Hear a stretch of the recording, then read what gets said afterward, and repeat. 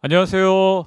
우리 Y 미션 선교와 문화에 대해서 함께 배워보려 합니다.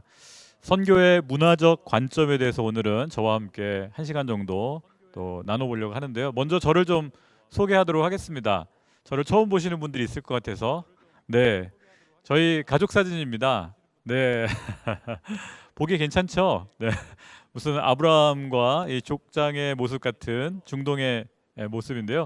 저는 10년 동안 중동에서 선교사로 주로 이라크 난민들과 함께 교회 개척을 하고 사역을 했습니다. 결혼은 물론 했고요. 보시는 것처럼 중동에 10년을 살았지만 부인은 한 명밖에 없습니다. 네, 제 아랍 친구들이 그런 얘기해요. 자기 세 번째 결혼한다고. 뭐 어떤 친구는 네 번째, 네 명째 부인을 얻는 자녀들이 한 20명 되더라고요. 물어봤죠. 자녀들 이름 아냐 그랬더니 외우기 쉽대요. 왜 그러냐 했더니 후세인 하면 한 4명 손 들고, 알리 하면 한 3명 손 들고 네, 압둘라 하면은 한 2명 손 들고, 무함마드 하면 4명 손 들고, 그런 식으로 아이들 이름을 이렇게 비슷비슷하게 다 짓더라고요. 저는 그렇게 답을 했습니다. 나는 부인이 한 명이지만 한 분만으로 충분하다. 그 한 분도 감당하기 쉽지 않다. 그러면 아랍 친구가 막 웃으면서 사실 자기도 부인 3명, 4명 데리고 사는 거 너무 힘들다고 이렇게 속을 털어놓을 때가 있습니다. 어찌됐든 제가 선교지를 떠나기 전에 마지막으로 찍었던 가족 사진이고요. 지금은 아이들이 훨씬 컸습니다. 네, 저는 온누리 교회에서 이제 선교사로 10년, 또 목회자로 또 한 10년 이렇게 사역을 하고 있고요. 2014년에 귀국한 이후로 지금까지는 온누리 M센터에서 우리 외국인 근로자들, 또 다문화 가정, 또 유학생들과 함께 복음을 나누고 또 교회를 섬기고 있습니다. 네, 안산에 오시면 저를 만날 수가 있습니다. 네, 너무 반갑고요. 제 소개는 여기서 마치도록 하고, 먼저 선교와 문화에 대해서 우리 같이 배워볼 텐데, 선교에 대해서 먼저 한번 생각해 보았으면 좋겠습니다. 선교란 무엇인가? 네, 선교 뭐 여러 가지 정의가 있지만 뭐 간단하게 이야기하면 타문화권 사람들에게 예수 그리스도를 전하는 것, 타문화권 사람들에게 복음을 전한다라고 설명할 수가 있습니다. 그래서 영어로 말하면 선교라는 단어를 미션이라고 얘기하죠. 여러분 영화 미션도 많이 보셨을 텐데, 미션은 이 선교에서 핵심은요, 복음을 타문화권, 한마디로 말하면 크로스 컬처럴, 문화를 건너가서 복음을 전한다. 다른 문화권 사람들에게 크로스 컬처, 문화를 건너가서, 그러니까 문화의 경계를 넘어가는 것이 사실 선교입니다. 반대로 문화의 경계를 넘어가지 않고 같은 문화권 사람들에게 복음을 전하는 걸 뭐라고 할까요? 맞습니다. 전도죠. 동일 문화권, 같은 문화권 사람들에게 예수님을 전하면 전도라고 표현하고, 다른 문화권, 타 문화권이죠. 문화를 건너서 크로스 컬처럴하게 문화를 건너가면 선교라고 표현합니다. 여기서 이제 크로스 컬처라는 단어가 좀 등장하는데, 약간 설명이 좀 필요한 것 같아요. 말도 그대로 크로스하면 여러분 아시죠? 십자가라는 의미도 있지만 어떤 걸 건너가는 거 크로스 한다 그러잖아요. 크로스 컬처럴 하면 문화를 건너가는 거. 또 이런 단어도 있어요. 인터컬처럴.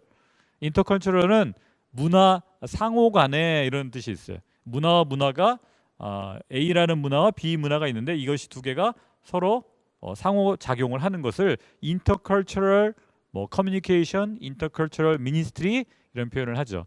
그래서 복음을 타 문화권에게 가져가는 것, 또는 문화와 문화가 만날 때 복음의 역사가 일어나는 걸 이렇게 선교라고 하고요. 조금 더 단어를 하나 더 생각해 보면 요즘 한국에서도 많이 쓰죠.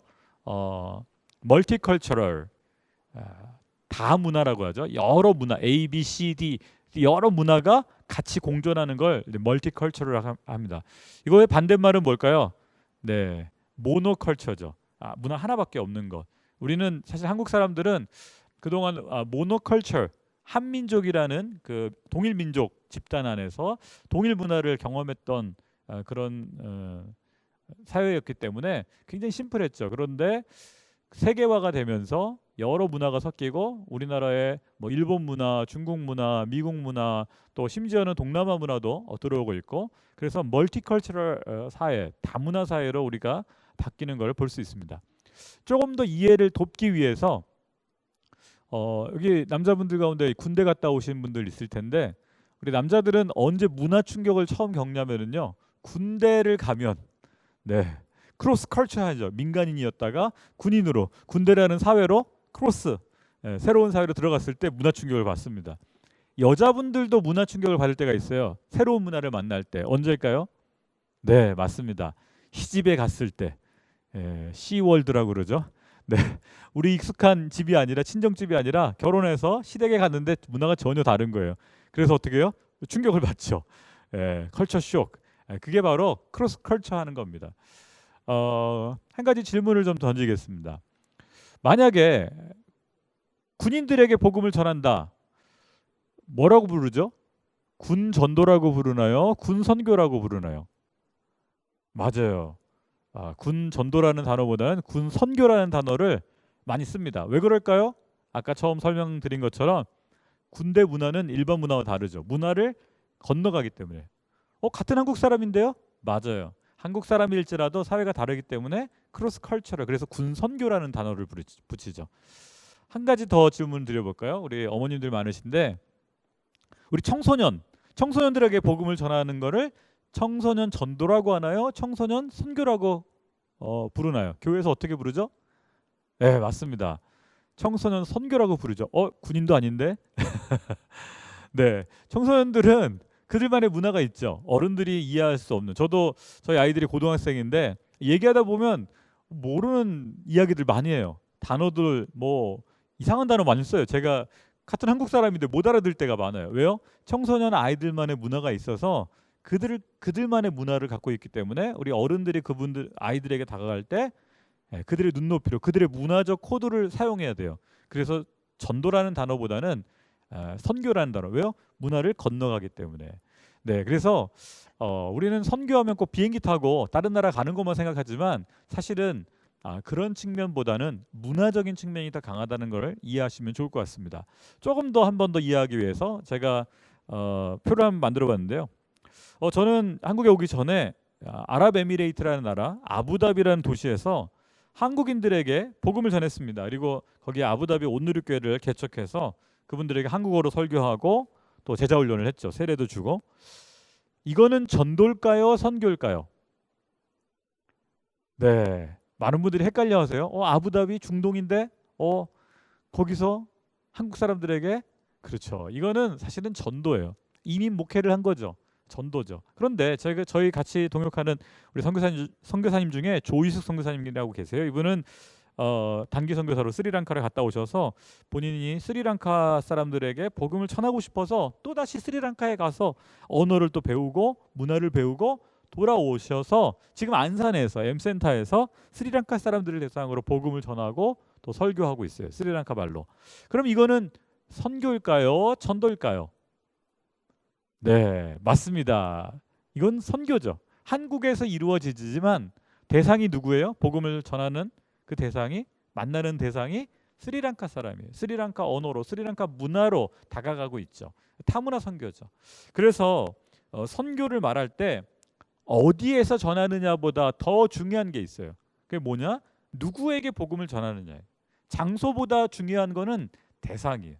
문화를 건너서, 문화를 크로스 컬처, 문화를 건너서 복음을 전하면 선교가 되는 거예요. 이제 선교와 문화의 관계에 대해서 좀 이해가 되시겠죠? 다음 그림을 하나 볼까요? 네. 젓가락 3개가 있는데 뭐 구분이 되시나요? 맨 위에 있는 젓가락, 네, 중간에 있는 젓가락 3개가 있죠? 네, 어느 나라 젓가락인지도 아마 눈치 빠르신 분들은 맞히실 수 있을 것 같아요. 네, 다 이 동아시아에서 사용되어지는 젓가락이죠. 맨 위에 좀 날카로운 나무 젓가락, 어느 나라일까요? 맞습니다. 일본에서 주로 쓰는 젓가락이죠. 중간에 있는 쇠젓가락은요? 네, 맞습니다. 우리가 아주 익숙하죠? 한국에서 많이 씁니다. 마지막으로 가장 긴데, 네, 빨간색이죠? 네, 나무젓가락. 중국에서 사용하는 젓가락입니다. 제가 우리 중동에 있을 때 친구들한테 그런 얘기 했어요. 한국, 중국, 일본 사람, 외국 사람들 구분하기가 어려워요. 다 비슷비슷하게 생겼고 문화도 비슷한 것 같고. 근데 제가 젓가락 갖고 설명을 해요. 3나라 중에 가장 강한 나라가 어딘 줄 아냐? 그럼 다들 중국이 강하다고 그래요. 중국이 사람이 많고, 그죠? 또 어떤 친구들은 일본이 강하다. 자동차 봐라, 다 일본 자동차다. 그러면서 일본이 산업이 발전됐으니까 일본이 제일 세다. 저는 이렇게 얘기해요. 너 젓가락 봤냐? 찹스틱 봤냐? 아직 중국과 일본은 아직 그 나무 젓가락 쓴다. 우리는 한국은 일찍부터 선조들이 철기 문화를 발전시켜서 젓가락조차도 아이런 찹스틱, 네, 쇠 젓가락을 쓴다. 심지어 우리 어른들은 더 고급 문화를 갖고 있어서 은젓가락, 여러분 집에 있으시죠? 은젓가락. 그러면서 그것이 독을 탐지해내는 역할까지 한다. 굉장히 우리는 이렇게 의학적으로도 발전됐었다라는 얘기를 하면 막 깜짝 놀래요. 그런 걸 몰랐거든요. 왜요? 그 나라들은 젓가락이 없으니까. 그런데 이 젓가락에도 비슷한 것 같지만 다른 문화가 있어요. 왜 우리나라는 이렇게 쇠젓가락을 썼을까? 우리나라는 좀 비교적 그 철광석이 좀 많아서 일찍부터 이 쇠젓가락을 썼고, 이것이 또 위생에도 굉장히 좋대요. 나무보다는. 그래서 선조들이 일찍부터 쇠젓가락을 많이 썼다고 그래요. 그렇다면 일본하고 중국은 나무가 많으니까 아마 나무젓가락을 썼겠죠. 그런데 좀 모양이 달라요. 중국은 길고 일본은 가늘고 뾰족해요. 네, 이것도 문화의 차이가 있어요. 일본 사람들은 주로 생선을 많이 먹죠. 바닷가가 섬나라니까. 그리고 생선은 날카롭게 이렇게 앞에를 뾰족하게 해야 찍어서 먹기가 좋아요. 미끄러지지 안 그러면. 중국 젓가락으로 먹으면 회 다 떨어뜨립니다. 그래서 저렇게 식문화, 음식 문화와 젓가락이 이렇게 연계되어 있기 때문에 비슷한 것 같지만 다른 문화를 갖고 있죠. 반면에 중국은 왜 길까요? 중국은 그 면을 많이 먹죠. 그래서 이렇게 짧으면 딜 수가 있으니까 긴 젓가락으로 면을 먹을 수 있도록 발달했다고 합니다. 어찌됐든 이 한중일 세 나라가 비슷한 것 같지만 다른 문화를 갖고 있다. 마찬가지입니다. 다른 나라들도 비슷한 것 같지만 자세히 보면 서로 다른 문화들을 갖고 있습니다. 그러면 문화란 무엇일까?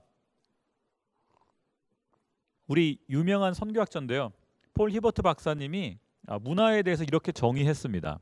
문화란 한 사회가 가지는 특유의 학습된 행동 양식과 개념과 산물들이 통합된 체계이다.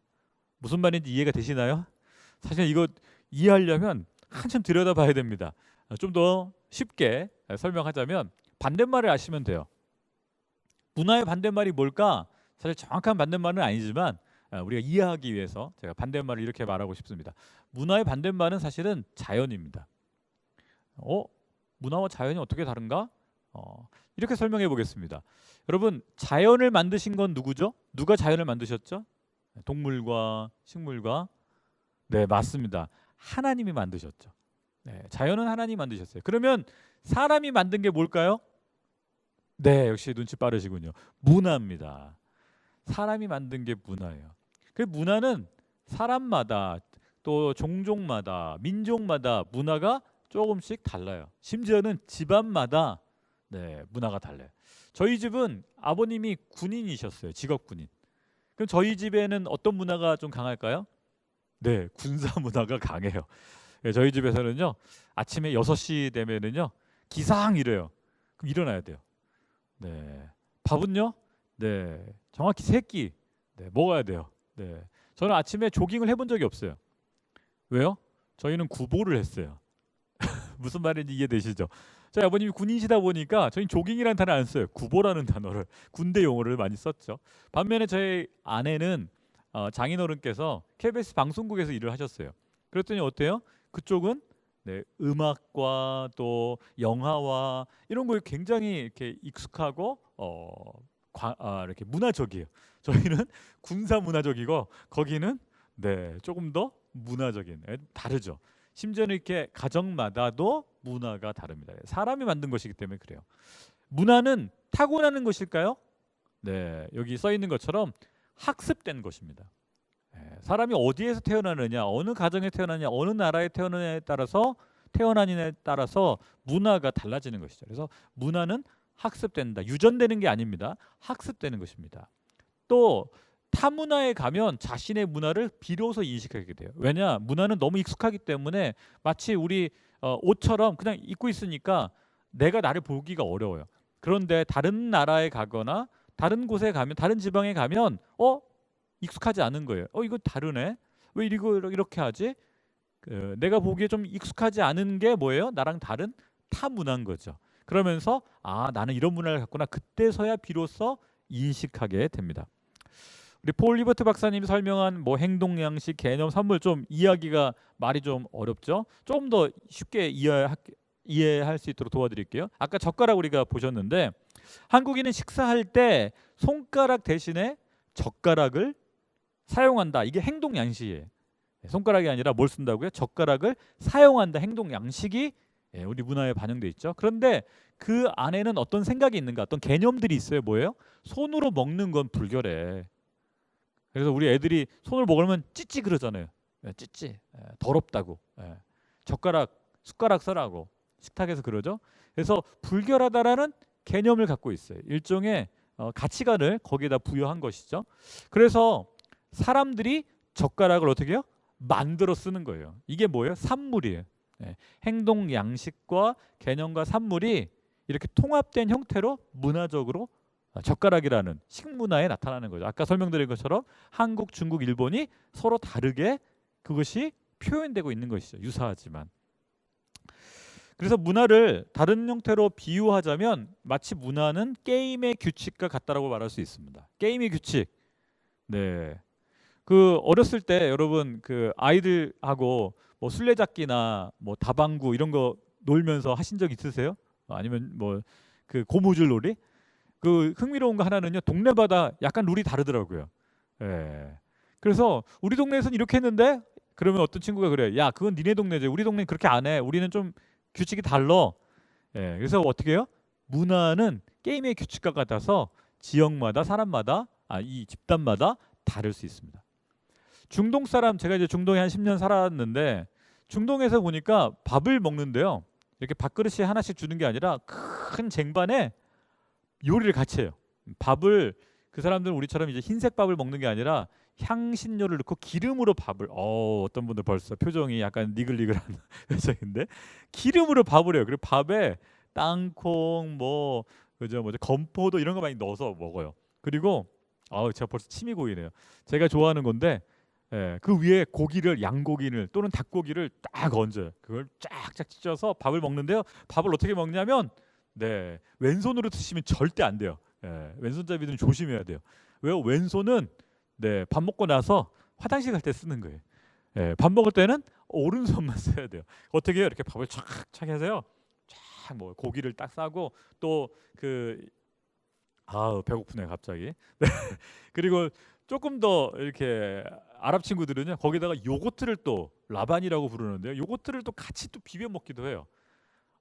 벌써 표정들이 이상한 표정들이 지는데 가서 드셔보시면 되게 맛있어요. 저도 처음에는 어떻게 저걸 손으로 거기다 요거트까지 이 기름밥에 이랬는데요. 먹어보니까 진짜 맛있더라고요. 덕분에 한 10kg 체중이 불었습니다. 어찌 됐든 중동 사람들은 손으로 밥을 먹어요. 어떤 분이 그래요. 아니 왜 더럽게 손으로 밥을 먹냐고. 근데 제가 이렇게 관찰을 해보니까 중동은 다 모래잖아요. 광야. 나무를 구하기가 쉽지가 않아요. 나무가 참 귀해요. 비싸고. 우리나라처럼 이렇게 나무가 많으면 나무 젓가락 만들어 쓸 텐데 나무가 별로 발달 안 돼 있어요. 또 뭐 철광석이 많아가지고 쇠가 많은가 그것도 그렇지가 않아요. 모래밭에서 사막에서 쓸 수 있는 거 뭐예요? 내 손 깨끗하게 해서 밥 먹기 전에 씻고 먹죠. 또 동남아 친구들도 보니까 동남아는 나무는 많은데 왜 먹냐? 보니까 이게 부패하기가 쉽고 또 물이나 이런 게 깨끗하지 않으니까 젓가락이나 숟가락보다는 내 손을 신뢰하는 내 손을 내가 잘 관리해서 먹는다라는 생각이 있더라고요. 어찌 됐든 또 흥미로운 거 하나 또 이렇게 식사를 할 때 차를 줘요. 차를 주는데 홍차를 주로 마시죠. 샤이라고 부르는 차를 주는데요. 이게 되게 작아요. 한 잔 마시고 나면 또 줘요. 저는 계속 주길래 계속 먹었어요. 한 10잔 마시게 되는 거예요. 왜 이렇게 계속 주냐? 난 그만 먹고 싶다. 근데 이제 옆에 있는 친구가 그러더라고요. 잔을 흔들라고 이렇게. 그러면 집주인이 이제 그만 마시고 싶구나. 그래서 잔을 흔들면 그 사인으로 알고 더 안 주더라고요. 몰랐죠. 저는 계속 마시고 저는 주는 대로 그냥 마시니까 이 사람은 계속 좋아하나 보다라고 계속 줬던 거예요. 잔을 흔들면 흔들지 않으면 채워주고 흔들면 어떻게 해요? 멈춘다. 이것도 문화인 거죠. 그래서 제가 이 문화를 약간 응용했어요. 왜냐하면 이 중동 사람들은 대접하는 걸 되게 중요하기 때문에 밥을 먹는데요. 저는 이제 주는 대로 다 먹었죠. 그랬더니 잔이 아니 이게 접시가 비니까 또 주는 거예요. 고기, 밥을 더 주는 거예요. 양고기 막 좋긴 하지만 너무 배부른데 계속 더 먹으라고, 더 먹으라고. 막 우리 한국 사람이랑 좀 비슷해요. 이렇게 더 먹으라고 막. 아. 그래서 나중에는요 너무 배불러서 거절을 하긴 해야 되는데 그래서 제가 어떻게 했냐면 접시를 흔들었어요. 이렇게. 그러니까 아랫사람이 눈치채고 막 빵 터져서 웃더라고요. 왜냐면 원래 접시를 흔들지는 않아요. 그런데 잔을 흔드는 제가 그걸 응용해서 했더니 굉장히 재밌어하더라고요. 나중에 혹시라도 중동에 가시면 한번 써먹어 보세요. 잔을 흔들거나 접시를 한번 흔들어 보세요. 그러면 안 줄 겁니다. 더. 네, 우리 여기 사진에 보시면 배가 있어요. 저 배는 이제 어떤 선교단체에서 운영하는 그 선교하는 배예요. 저 배 안에는 다국적 청년들이 타가지고 1년, 2년 이렇게 각 나라를 돌면서 그 안에 기독교 서적, 각종 언어로 된 서적들을 싣고 성경도 물론 있죠. 선교지를 방문해요. 그럼 그곳에 있는 사람들이 저 배에 와서 배 구경도 하고 문화 행사도 보고 음악회도 보고 또는 책도 사는 저기에 저 배가 제가 아부다비에 있을 때 방문을 해줬어요. 거기에 마침 우리 한국 단기 선교사들이 있어서 식사 대접을 하는데 한 자매가 재밌는 얘기를 해주더라고요. 자기는 룸메이트가 영국에서 온 자매랑 둘이서 방을 썼대요. 저 배에 한 400여 명의 다국 아주 여러 나라에서 온 그 청년들이 같이 생활하니까 돌아가면서 아마 이 설거지를 하나 봐요. 설거지를 자기 이제 방이 처음에 익숙하지 않았을 때 룸메이트랑 설거지 같이 해야 되는데 한국 설거지 방식과 물론 한국도 집집마다 좀 설거지 방식은 다르지만 영국 설거지 방식이 좀 다르대요. 그것 때문에 갈등했던 이야기를 해주더라고요. 뭔가 영국은 물값이 좀 비싸대요. 제가 영국에 못 가봐서 진짜인지 모르겠어요. 근데 물세가 좀 비싸서 한국처럼 물을 콸콸콸 틀어놓고 설거지를 하면은요 물세가 너무 많이 나온대요. 그래서 어떻게 하냐면 큰 이렇게 양동이에 한쪽에는 그 세제를 부어서 만들고 한쪽에는 깨끗한 물을 해서 일단은 세제해서 하고 깨끗한 물에서 헹구고 그다음 나중에 행주 같은 걸로 이렇게 닦는데요. 그러면 약간 비눗기가 조금 남을 수도 있죠. 한국은 사실은 물을 콸콸콸 틀어 흐르는 물에 막 뽀드득 뽀드득 소리 나게 해서 나야 우리는 이제 행주를 안 닦고 이렇게 주로 말리거든요. 저희 집은 그래요.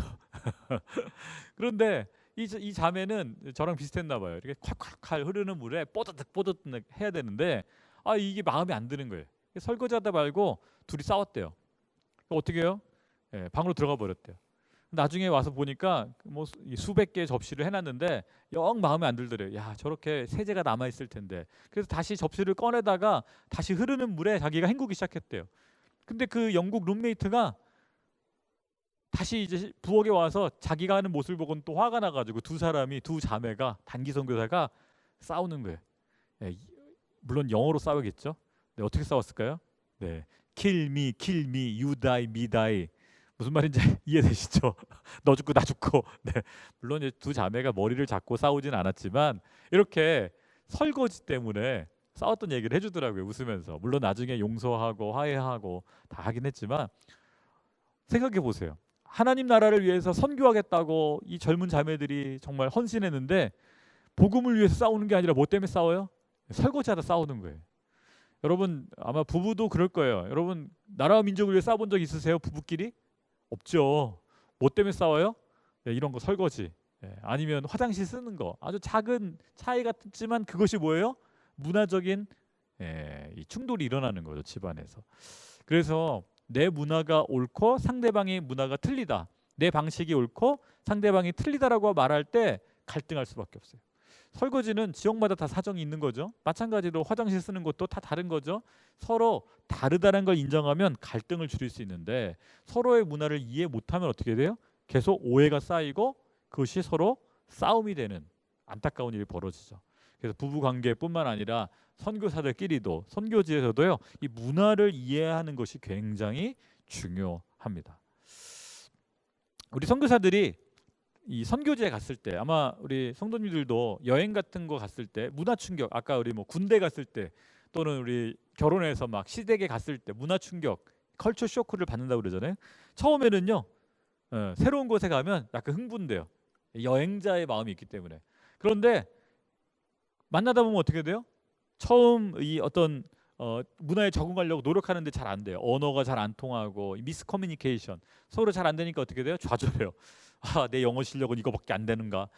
선교사들도 그래요. 언어 배울 때 1년을 배웠는데 한 달 배운 것 같고 실력이 안 느는 거예요. 그때 어떻게 돼요? 좌절해요. 집에 가고 싶어요. 예. 집이 그립고 떡볶이가 먹고 싶고 짜장면이 먹고 싶고 한국 음식이, 그때 좌절하게 돼. 그때 이제 그냥 와버리면 더 못하죠. 근데 그때 이 문화 충격을 극복을 해야 돼요. 예. 견뎌내야 돼요. 그럼 어떻게 돼요?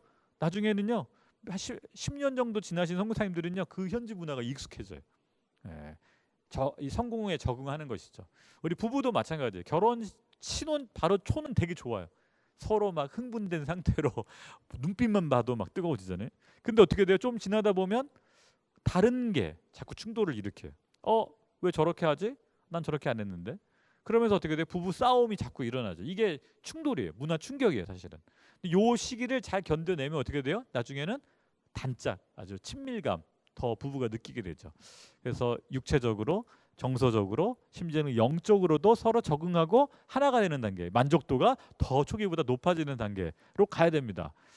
갑자기 선교 강의하다 부부 세미나처럼 돼버렸는데 이 중요해요. 왜요? 부부 관계도 문화적인 차이 때문에 싸울 때가 많아요.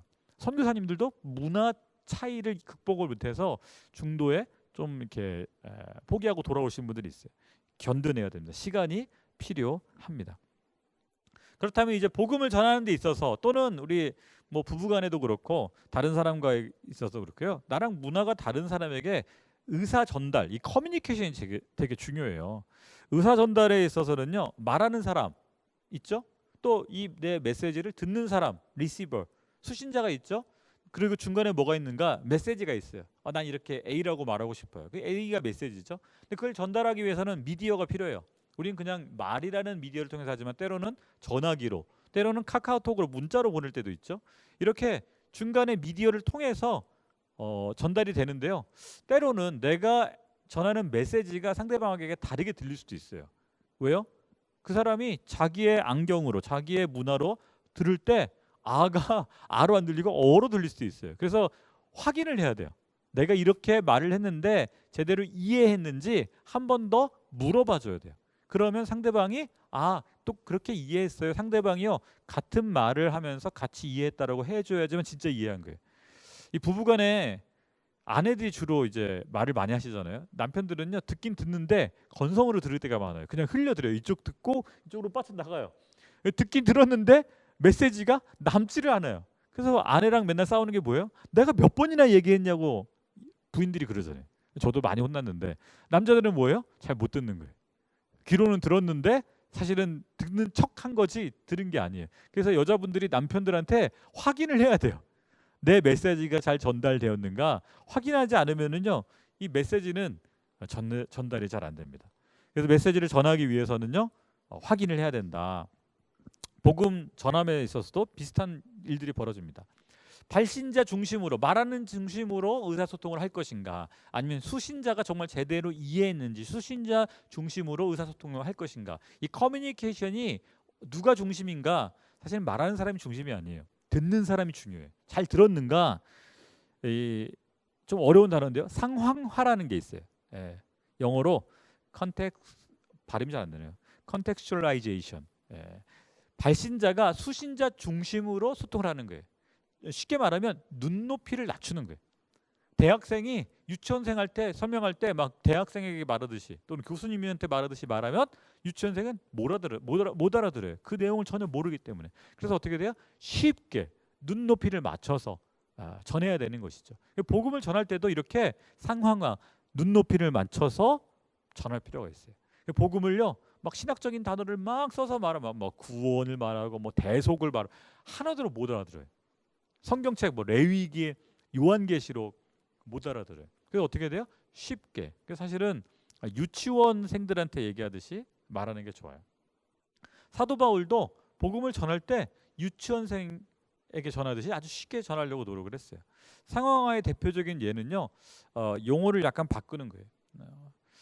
역동적인 상황화가 있는데요. 예를 들자면 서양 선교사들이 한국에 100년 전에 왔을 때 예수님이 이제 만찬을 하실 때 이는 내 생명의 빵이다. 그죠? 떡을 떼어서 우리는 근데 빵이라는 단어 안 쓰고 떡이라는 단어 쓰잖아요. 근데 제가 중동에 10년을 살았고 이스라엘도 여러 번 가봤지만 중동엔 떡이 없어요. 선교사들이 이 무교병 이거를 빵인데 사실은 정확히 말하면은요 무교병은 좀 크래커 같아요. 에이스 크래커랑 좀 비슷해요. 이게 잘 부셔져요. 누룩을 넣지 않았기 때문에 잘 부셔져. 근데 이게 떡은 아니거든요. 근데 한국에 왔을 때 설명할 단어가 마땅치가 않은 거예요. 그래서 한국 사람들이 특별하게 그렇다고 또 밥이라고 말하기엔 좀 이상하고 그래서 어떻게 돼요? 나눠 먹을 수 있는 떡이라는 단어로 표현했어요. 하나님이라는 단어도 마찬가지입니다. 사실 히브리어는 야훼라는 단어가 맞죠? 여호와, 야훼. 근데 이 단어가 낯선 거예요. 한국 사람들이 이해할 수 있는 단어로 번역할 때 한 분이신 하나님을 강조하기 위해서 하나님이라는 단어로 대체했어요. 근데 하나님이라는 단어는요, 코리안 크리스찬, 한국 크리스찬들만 알아요. 아랍 사람들한테 하나님, do you know 하나님 못 알아들어요. 영국 사람들, 뭐 미국 선교사들 못 알아들어요. 이게 한국 사람들이 이해할 수 있는 단어로 번역이 된 거예요. 이해되시죠? 이게 역동적인 상황화예요. 쉽게 그 사람들의 컨셉으로 이해할 수 있는 단어로 대체가 된 것이죠. 또 종교적인 대체도 있어요. 이거는 뭐 단어가 대체가 된 게 아니라 예를 들어서 우리나라의 새벽 기도라는 거 원래는 새벽 기도가 없었어요. 우리 길선주 장로님 나중에 목사님 되셨는데 길선주 장로님이 원래 불교인이었어요. 새벽 불공하던 분이 새벽마다 깨서 불공을 드리는 게 아니라 뭘 해요? 새벽 기도를 시작을 했어요. 그러면서 어떻게 돼요? 선교사들은 안 했어요. 사실은 선교사들은 새벽기도 안 했는데 우리 한국 이 불교 이 습관이 남아있던 분이 물론 이제 새벽기도의 시조는 길선주 장로님이 아니고 예수님이세요. 예수님이 성경에 보면 새벽 미명에 기도하셨더라. 그 전통이 있죠.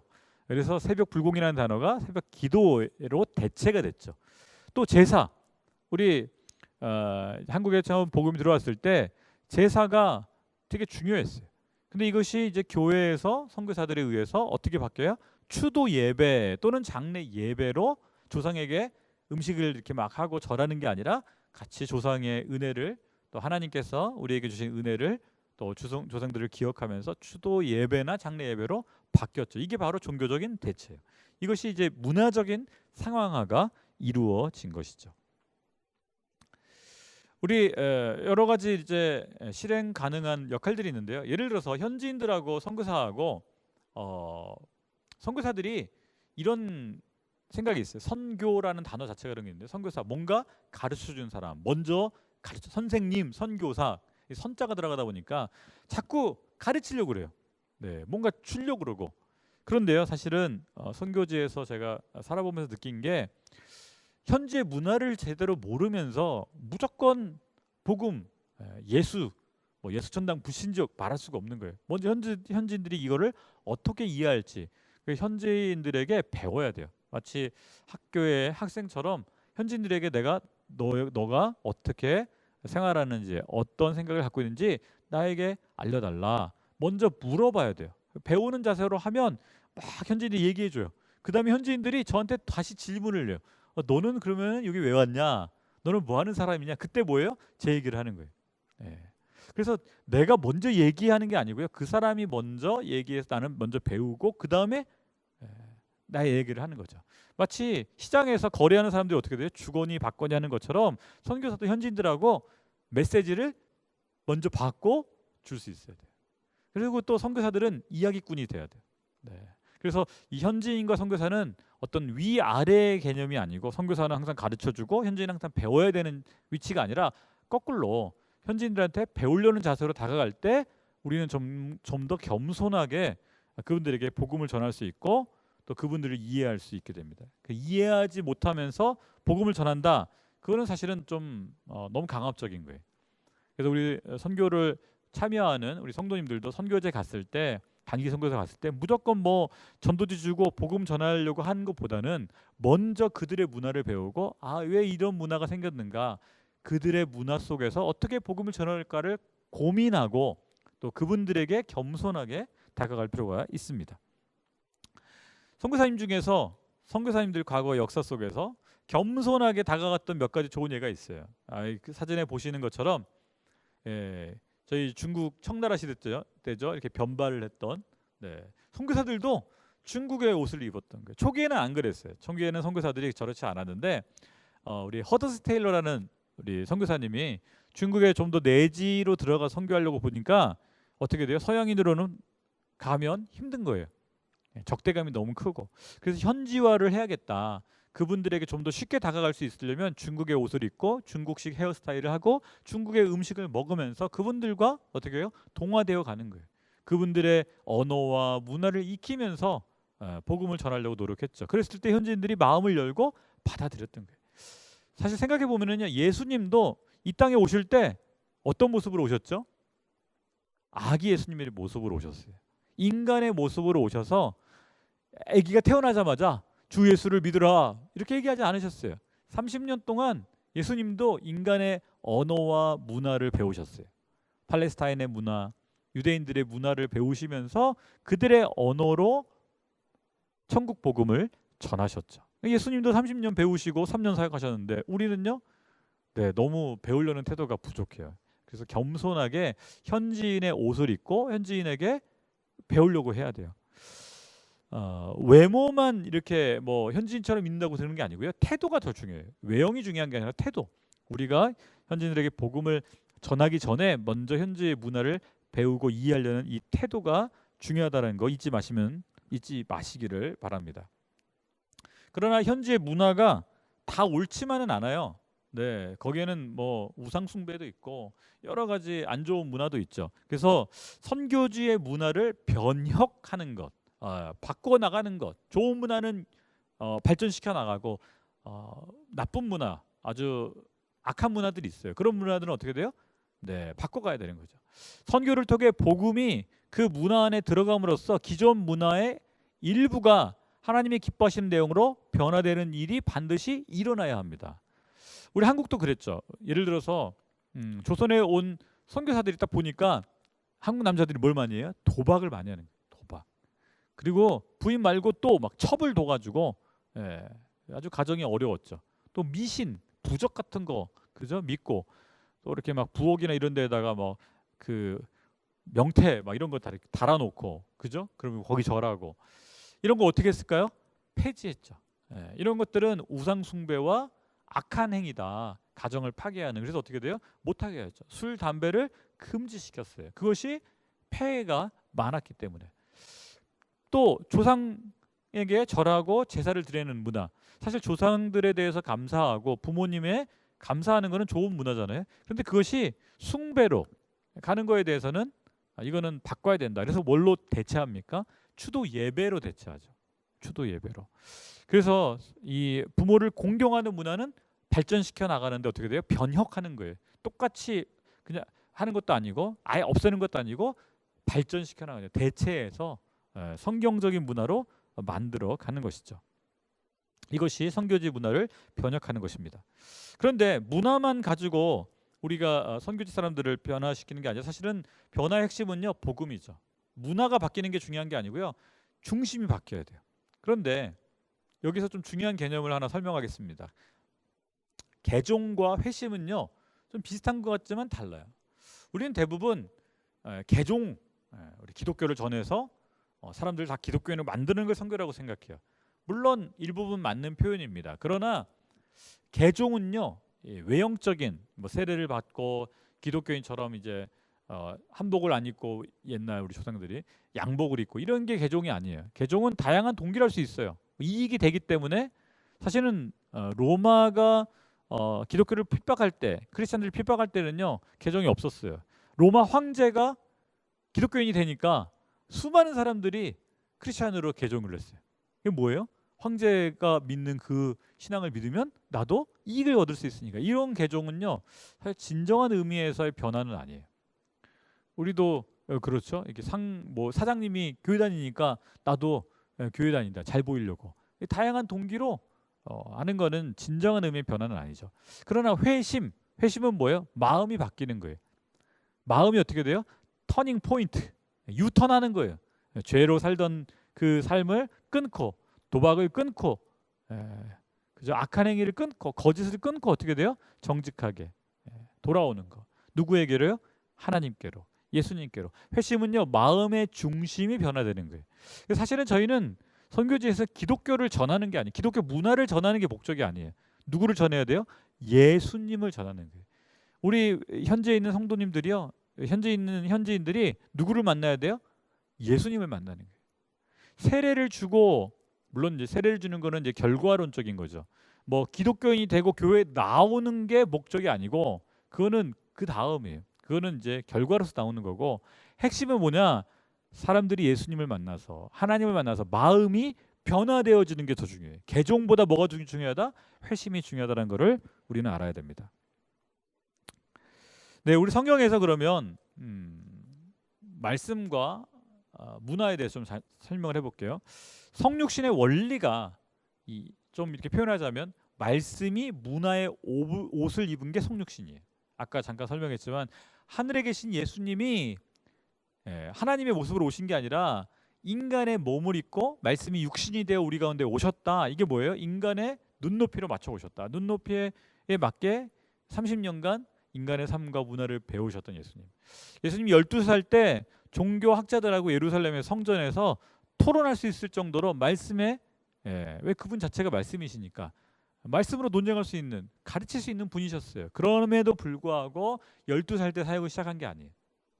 그분에게 맡겨진 인간의 삶을 배워가시면서 30살이 돼서야, 하나님의 때가 돼서야 말씀을 선포하기 시작하시죠. 그리고 예수님의 이 이야기를 자세히 들어보면 문화의 옷을 입은 메시지들이 참 많아요. 잃은 양 한 마리 이야기, 뭐 잃은 드라크마 한 드라크마 찾는 이야기, 돌아온 탕자 이야기, 이게 다 그 동네에 있었던 얘기들이에요. 그걸 가지고 하나님 나라는 마치 이와 같으니, 사람들이 그 비유를 통해서 어떻게 돼요? 영적인 메시지를 쉽게 이해하는 거예요. 영적인 메시지를 영적으로 설명해 버리면 사람들이 이해를 못해요. 하늘의 이야기를 하늘의 이야기로 얘기하면 못해요.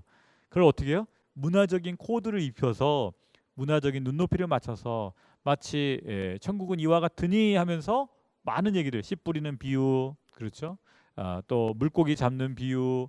예수님께서 당시의 사람들이, 지금 우리가 봐도 이해할 수 있는 쉬운 메시지로 아주 비주얼하게 딱 이야기 들으면 그림이 떠오르죠. 스토리 중심으로 설명하셨습니다. 심지어는요, 타문화로 자기 문화권의 사람들을, 동족들을 좀 뭐라고 해야 되나, 도전했던 메시지들도 있어요. 예를 들어 선한 사마리아인 이야기, 또 가버나움의 백부장의 믿음 이야기. 유대인들이 그 얘기 들었을 때 별로 기분 좋지 않았어요. 백부장 얘기를만 하나 해볼게요. 여러분, 뭐 예수님께서 살던 시대에 로마가 이 유대 지역을, 이스라엘을 다스리고 있었죠. 한마디로 식민 통치하고 있었죠. 그런데 이 한 백부장이 자기 종이 아프다고 예수님께 사람을 보내요. 예수님이 그 집으로 가겠다 하니까, 아유, 예수님 우리 집에 오시면 괜한 오해 살 수 있으니까 말씀만 하십시오. 그럼 우리 집에 있는 이 종이 나을 겁니다.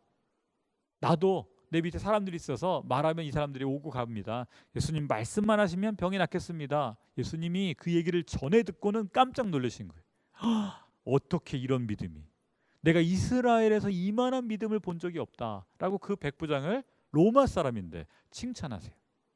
우리는 이야기를 보면 야, 그런가 보다라고 지나치는데요, 사실은 그 당시 옆에 듣고 있던 제자들이나 이 이스라엘 사람들 입장에서는 굉장히 충격적인 얘기예요. 요걸 우리 한국적인 상황으로 한번 문화의 옷을 입혀서 바꿔서 스토리를 해보면 이런 거예요. 뭐 일제시대 때 예를 들자면, 주기철 목사님이 목회를 하시는데, 그 교회에 일본 군 장교가 사람을 보내었어요. 우리 집에 있는 조선 아이가 병이 들었는데, 내 심부름하는 아이인데 병이 들었습니다. 목사님 기도해 주시면 우리 이 조선 아이가 나을 겁니다. 그러니까 주기철 목사님이 그 얘기를 듣고는 내가 신방 가겠다 그랬더니, 그 일본 군 장교가 오지 마십시오. 걔나 오해 사니까 말씀만 하십시오. 기도만 해주십시오. 주기철 목사님 그 얘기를 듣고는 깜짝 놀라시면서, 내가 조선 반도에 이만한 믿음을 못 봤다라고 말해버리시면 그 교회 장로님들이 어떻게 반응할까요? 야, 우리 목사님 친일파대다, 친일파. 일본군 장교를 칭찬하다니. 느낌이 확 오시죠? 마치 이와 같아요. 예수님이 이런 식으로 타문화권의 사람들, 타문화의 사람들을 가지고 자기 동족들을 향해서 깨어나도록 경고했던 메시지들도 여러 차례 말씀하셨습니다. 네, 조금 더 가보도록 할까요? 초대교회는 그러면 타문화 사역을 했는가? 네, 정답 했죠. 유대인들에게만 복음을 전하는 것이 아니라 다른 문화권 사람들에게도 복음을 전했습니다. 한번 사도행전 8장에 보면 사마리아 사람들에게, 사마리아 지역에 이 빌립이 가죠. 그런데 사실은 사마리아 사람들은요, 빌립이 최초로 찾아갔던 게 아니에요. 누가 먼저 갔을까요? 맞습니다. 예수님께서 이미 수차례 사마리아 수가성의 우물가 여인 만나셨고, 또 사마리아 마을에 가셔서 입구에 있던 10명의 문둥병자들 고치셨고, 또 사마리아 사람들에게 때로는 거절당하기도 하셨어요. 그럼에도 불구하고 사마리아를 예수님이 의도적으로 다가가셨고, 심지어는 선한 사마리아인 비유까지 얘기하시죠. 그리고 제자들에게 부탁하실 때 너희가 예루살렘과 온 유다와 사마리아와 땅끝까지, 사마리아를 꼭 집어서 사마리아 가라고 제자들에게 마지막 명령을 주시죠. 사마리아 선교를 예수님께서 시작하셨고 또 제자들에게 맡기셨어요. 그런데 제자들이 실제로는 안 가요. 빌립이 박해를 피해서 우연히인지 모르겠지만 의도적으로 좀 유대인들이 안 오는 동네니까 갔다가 복음을 전하죠. 그리고 그들에게 예수 그리스도를 전할 때 사마리아 사람들이 복음을 받고 예수님을 믿기로 결정해요. 왜요? 그 전에 맞는 사람들이 있었거든요. 또한 마찬가지로 안디옥은요, 지금의 이제 터키 남부에 있거든요. 옛날에는 시리아 안디옥이라고 그랬는데 시리아가 접경 지역에 있습니다. 이 안디옥에도 어떻게 해요? 많은 사람들이 예수님을 믿게 돼요. 누가 전했을까요? 네, 바나바가. 또 핍박받아 도망갔던 유대인들이. 그들은 누구에게 복음을 전했는가? 옆에 살고 있는 헬라인들에게, 그리스 사람들에게 전하는 거예요. 근데 메시아라는 단어를 모르니까 어떤 단어를 썼나? 주님이라는 큐리스, 당시 이 헬라어로 주라는 단어로 예수님을 표현하죠. 그래서 우리가 기도할 때 주 예수 그리스도 이런 단어를 쓰죠. 이 주라는 단어는 사실은 헬라어적인 표현이에요. 초대교회도 타문화 사역을 했다라는 것을 이해하시면 좋겠습니다. 그렇다면 온누리 교회는요? 온누리 교회는 타문화 사역을 했나요? 하고 있죠. 지금도 하고 있죠. 사도행전적 바로 그 교회, 네, 예루살렘이나 안디옥 교회처럼 이 복음을 전하는 교회로 처음부터 온누리 교회는 시작을 했습니다. 그래서 85년도에 하용조 목사님이 한국인 12가정하고 선교적인 교회를 꿈꾸며 코리안 미션 처치, 복음을 전하는 교회, 선교사들을 그래서 초기부터 후원했죠. 사실 한 목사님 본인이 선교 후보생이었어요. 선교사로 훈련을 받으셨는데 국제단체에서 떨어지셨어요. 선교사로 못 나가셨어요. 이유는 폐결핵 흔적이 폐에 있어서 건강검진에 떨어지셔가지고 불합격 판정받고 못 나가셨어요. 그 대신에 선교하는 교회를 세워야겠다. 그래서 한국에 귀국해서 85년도에 이 온누리 교회를 12가정하고 개척했죠. 그런데 개척해서 하다 보니까 88년도에 뭐가 있어요? 네, 올림픽이 열리는 거예요. 서울 올림픽. 그래서 어떻게 했을까요? 야, 한국에 외국 사람들이 많이 올 텐데 그들에게 복음을 전하려면 우리 영어 예배가 필요하겠다. 그래서 영어 예배를 시작을 해요. 그리고 좀 있다가 보니까 이촌동에 온누리 교회가 있는 그 지역에 일본 사람들이 많이 사는 걸 알게 돼요. 야, 이촌동에, 동부 이촌동에 일본 사람들이 많네. 그럼 뭐 해야 돼요? 일본 사람들에게 복음을 전하기 위해서 일본 선교사님, 또 일본 예배가 필요하겠다. 일본어 예배가 시작돼요. 좀 있다가 91년도인가요? 갑자기 한국하고 중국하고, 그때는 중공이라고 불렀습니다. 중공하고 한중 수교가 맺어져요. 국교가 생기고 오갈 수 있게 되는 거예요. 야, 이제 드디어 서해안 시대가 열리고 중국 사람들이 한국에 많이 오는구나. 그래서 무슨 예배를 시작했을까요? 맞아요, 중국어 예배를 시작했어요. 더 놀라운 거는요, 93년도에 우리나라가 이 외국인 근로자들이 들어오게 돼요. 산업 연수생 제도를 만들어 가지고 일손이 부족하니까 공장들은 막 생겨나고, 어떻게 해요? 산업 연수생으로 이 동남아 친구들, 미얀마, 뭐 캄보디아 친구들 데려오기 시작하는 거예요. 그래서 구로공단, 뭐 성수동 이런데 공단들에 외국인 근로자들이 들어왔어요. 그래서 온누리 교회에서도 93년도에 미얀마 예배, 네팔 예배 시작하기 시작한 거예요. 왜요? 외국인 근로자들이 오니까. 사회의 변화, 시대의 변화에 맞춰서 외국인들에게 복음을 전하기 위해 선교사만 보내는 게 아니라 한국 사회에 하다 보니까 어떻게 됐냐면 개척한 지 10년도 안 됐는데 온누리교회가 95년 정도 경에요. 영어 예배, 중국어 예배, 일본어 예배, 심지어 프랑스어 예배, 네팔 예배, 미얀마 예배 6개 예배가 있었대요. 10년도 안 된 교회가. 그때는 성도가 지금처럼 많지 않았어요. 그냥 불과 수천 명밖에 안 됐음에도 불구하고 교회가 어떻게 돼요? 타문화권 사람들에게 복음을 전하고자 노력했을 때 다양한 언어별 예배가 생겼어요. 지금은요, 2020년이 된 지금 온누리교회는요, 한국어 예배가 물론 주류죠. 그러나 플러스 20개 언어별 예배가 있어요. 영어 예배, 중국어, 일본어, 프랑스어, 스페인어 이 국제부에 속해 있고요. 그 외에 러시아어, 아랍어, 페르시아어, 네팔어, 몽골어, 베트남어, 스리랑카, 캄보디아, 너무 많네요. 네, 제가 지금 다 못 세겠어요. 그래서 온누리교회 안에는 20개 언어별 예배들이 있어요. 이 다 뭐예요? 타문화권에서 한국에 온 사람들이. 그들 중에는 외국인 근로자도 있고 또 다문화 가정들도 있고 유학생들도 있어요.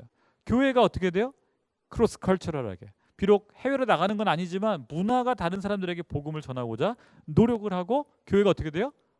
사도행전적 시도를 하는 거예요. 마치 사마리아 사람들에게 복음을 전하듯 헬라 사람들에게 복음을 전하듯 그들의 언어로 그들의 문화로 어떻게 다가가며 예수님을 소개해 주려는 노력을 계속할 때 이게 바로 문화를 건너가서 비행기 타고 배 타고 가진 않지만 지하철 타고 우리 동네 와 있는 외국인들에게 어떻게 돼요? 복음을 전하는 거예요. 그래서 오늘의 교회는 지금 코리안 미션 처치에서 모자이크 미션 처치 여러 다문화와 다민족과 다언어의 사람들이 나도 오늘의 교회 교인입니다라고 말하며 예배드리는 공동체가 변하고 있는 거예요. 그런 사역을 하기 위해서 세운 곳이 또 안산에 있죠.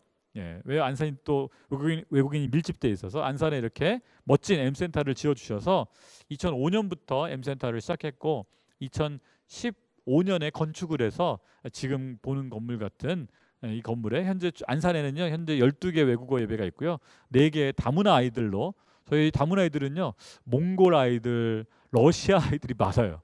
요즘은 베트남 아이들도 점점 늘어나고 있고 그래서 이게 차세대 아이들도 있고요. 저희 대학부 이제 청년부 대학부가 이제 작년에 시작됐는데 몇 명 없어요.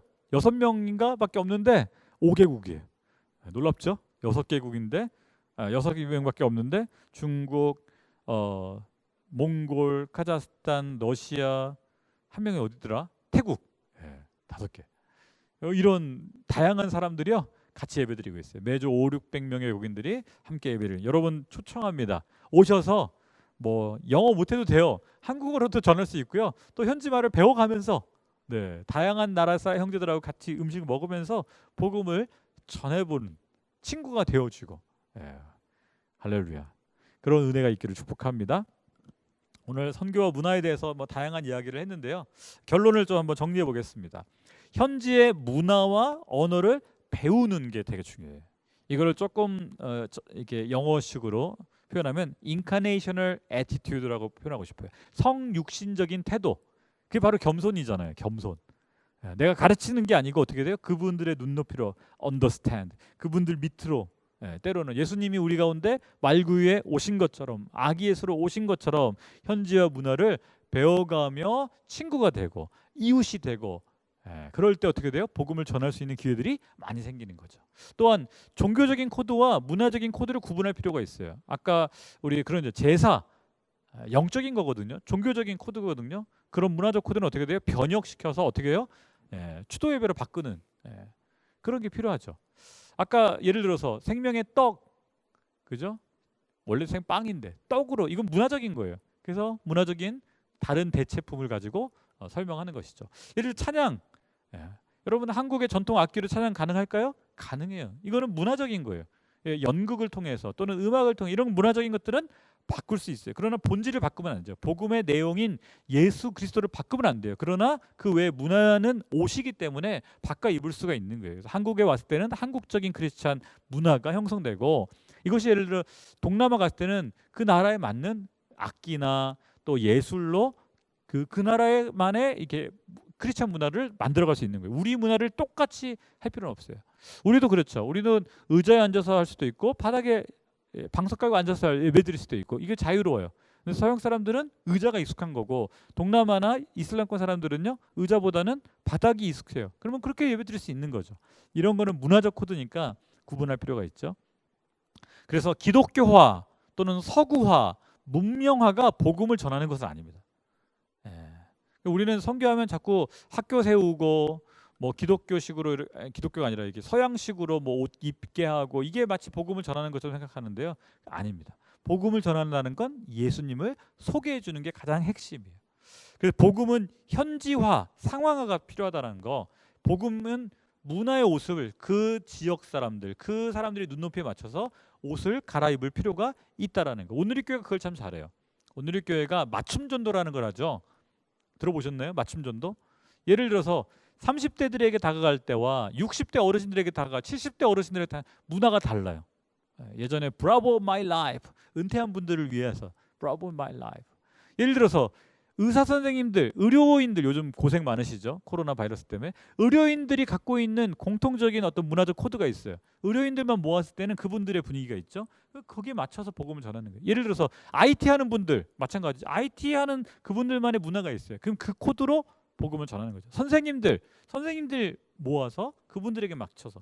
예를 들어 일본 사람들, 우리 러브 소나타 할 때 문화적인 퍼포먼스를 가지고 일본 사람들 눈높이에 맞춰서 복음을 전하는 게 러브 소나타잖아요. 그래서 문화는 이 대상에 따라서 바뀔 수 있다. 옷을 갈아입듯이 상황화가 필요합니다. 그래서 대상에 따라 다른 옷을 입고 다가가야 된다. 기억하십시오. 그래서 문화의 옷은 바꿀 수 있지만 가장 중요합니다. 복음의 본질은 바뀌어서는 안 된다.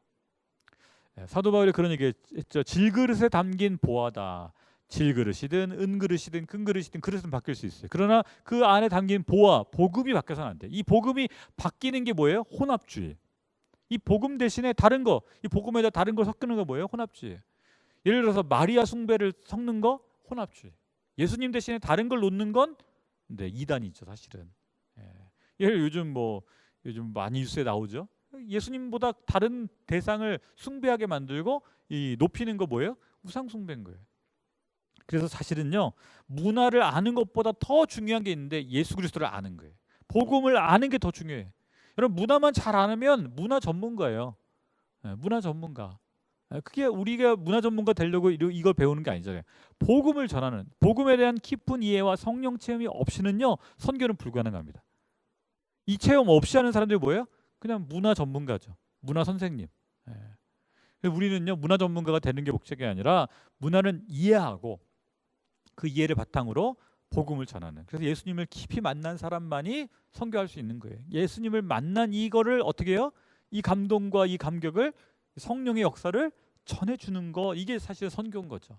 그래서 우리는요, 우리 그리스도인들은 예수 그리스도의 복음을 입으로만 아니라 삶으로 육화하는, 표현이 좀 이상하죠. 육화라는, 인카네이셔널 라이프, 성육신적인 삶을 살아야 돼요. 그럴 때 어떻게 돼요? 복음이 우리를 통해서 흘러가는 거예요. 예수님이 흘러가는 거예요. 여러분, 우리 선교지에 있는 사람들도 그렇고 우리 이웃들도요, 우리의 말을 듣는 게 아니고요, 우리의 삶을 봐요. 관찰해요. 부부가 맨날 싸워요. 맨날 싸워요. 그런데 딱 이웃이 봤는데 우리 교회 오세요. 그럼 그분이 뭐라고 반응을 할까요? 야, 너나 잘 믿어. 그렇죠. 직장에서 맨날 거짓말해요. 별로 열심히 일하지 않아요. 그런데 주일날 교회 가자고 그래요. 그럼 동료들이 뭐라고 그래요? 야, 너나 잘 믿어. 그렇죠. 그렇습니다. 우리의 삶이 예수님을 만나서 변화되어진 삶. 거짓말하던 사람이 이제 거짓말을 멈추고 정직하게, 도박하고 정말 술 먹고 맨날 깽판 부리던 사람이 예수님 만나서 삶이 다 바뀐 깨끗한 삶. 그런 삶을 사람들이 보고 충격을 받는 거죠. 오, 예수님 만나니까 삶이 달라지는구나. 저와 여러분의 삶이 예수 그리스도로 변화되어지기를 축복합니다. 그럴 때 그 영향력이 어떻게 돼요? 흘러가는 거예요. 그럴 때 말을 하면 그 말에 권위가 부여되고지고 사람들이 그 말을 진실하게 믿고 따라오게 되는 것이죠. 저와 여러분이 문화를 알아야 됩니다. 상대방의 문화를 이해하려고 노력해야 해요. 배우려고 겸손하게 다가가야 돼요. 그러나 더 중요한 거 뭐라고요? 예수님을 잘 알아야 돼요. 그래야 예수님을 전할 수 있습니다. 몇 가지 나눔 질문들을 드리고 싶은데요. 한 3가지 정도 준비해봤습니다. 여러분이 또 고민해 보시고 한번 또 옆에 있는 사람과 한번 토의해봐도 좋을 것 같은데요. 첫 번째, 외국인과의 교제를 통해 문화의 장벽 또는 문화의 차이를 경험한 적이 있는가? 뭐 문화 충격을 받아본 적이 있는가 이런 거죠. 이 외국인에게다가 또 이웃이라고 넣어도 돼요. 또는 남편 부인이라고 넣을 수도 있고. 그러나 오늘은 우리가 또 선교를 생각하기 때문에 외국인을 만나서 어떤 문화 충격, 요즘 또 텔레비에서도 외국인을 많이 나오니까 그런 것도 괜찮고 한번 그런 경험이 있다면 나눠보시면 좋을 것 같고요. 두 번째는 타인과의 문화적 갈등을 해결하고 그 차이를 줄여 나갔던 경험이 있는가? 요건 뭐 외국인이 아니어도 됩니다. 뭐 부부 관계 또는 직장 동료 관계에서 이 어떤 문화적인 차이 때문에 이 갈등이 생겼었고 그거를 내가 좀 노력해서 극복한 경험이 있다면 나눠 보시면 좋을 것 같고요. 마지막 세 번째는 이제 저희랑 관계된 건데 한국에 체류하고 있는 외국인 유학생 또는 근로자들에게 복음을 전하고자 할 경우 바람직한 접근법에는 무엇이 있을까? 한번 같이 좀 고민해 주시고 또 혹시라도 좋은 아이디어가 있다면 저한테 좀 아이디어를 제안해 주시면 너무너무 감사하겠습니다. 네. 1시간 동안 우리 선교와 문화에 대해서 같이 한번 나눠봤는데 여러분 좀 이해가 되셨는지 모르겠어요. 네, 우리 앞으로 정말 저와 여러분이 타문화권 사람에게 예수님을 전하고 소개할 수 있는 그 복음의 통로로 쓰임 받기를 축복합니다. 감사합니다.